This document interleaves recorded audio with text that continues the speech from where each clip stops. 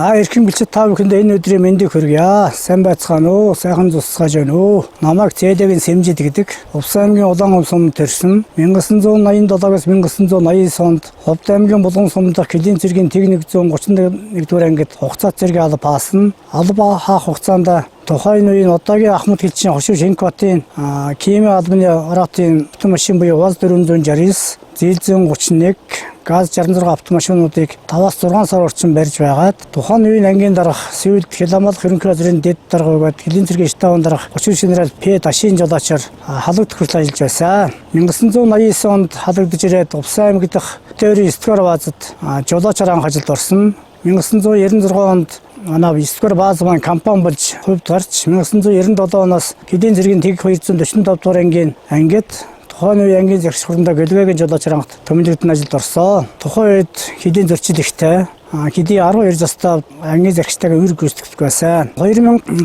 оны 1 сард хурлаа гэлгээ маань Килийн төлөөлөгчийн газрын даргаар томилогдож тухайн үеийн ангийн штабын дарга Сүүлд Хиламалх ерөнхий газрын дэд дарга гээд захиргааны удирдлагын газрын дарга бригадын генерал Сантур генерал ба ангийн захирчаа дэвшин томилогдож Сантур генералын жолоочоор 3 сар ажиллаж байгаад Килийн төлөөлөгчийн газрын даргааны жолоочоор томилогдож байсан.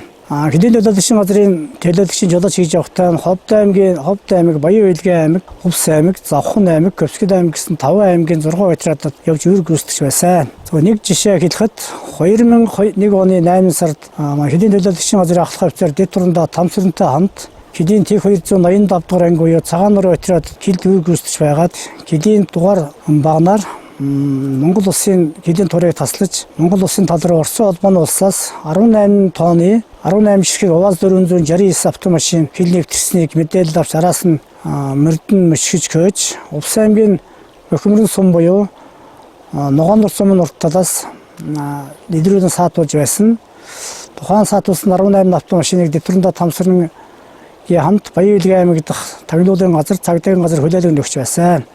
Гихмэтийн Килийн төлөөлөгчийн газар байхдаа бас ингэ олон газар явж бас Килийн зөрчил илрүүлж байсан. 2002 оны 10 сард Килийн төлөөлөгчийн газар маань татан богдож тухайн үеийн бие бүрэлдэхүүн автомашин Килийн Тэг 245 дугаар ангийн мэдэлд шилжиж нэрж тухайн үед ангийн захирч Хурандаа Батцэг ажиллаж байсан. Хурандаа Батцгийн жолоочоор томилогдож 2005 онд Хурандаа маань Сэлэнг аймаг дахь дугаар ангийн захирчаар томилогдож Хурандаа Баярбат ангийн захирчаар томилогдож Хурандаатайгаа хамт бас хэдэн жил жолоочоор ажилласан. Хурандаа Баярбат маань бас Хиламалх ерөнхий газрын Килийн гэлцэн даргаар дэвшин томилогдож Хурандаа Дамдисрын тухайн үед ангийн захирчаар томилогдсон нэрж бас жолоочоор минь 3 жил ажиллаж байсан. Дараа нь 2010 онд Хурандаа Дамдисрын Хиламалх ерөнхий газрын Килийн гэлцэн даргаар томилогдсон дэвшин явж оронд нь Хурандаа Мөнгөнжин буюу одоогийн Хиламалх ерөнхий газрын дэд дарга бөгөөд захиргааны удирдлагын газрын дарга бригадын генерал Мөнгөнжин маань томилогдсон нэрж байсан. Энэ генералтайгаа би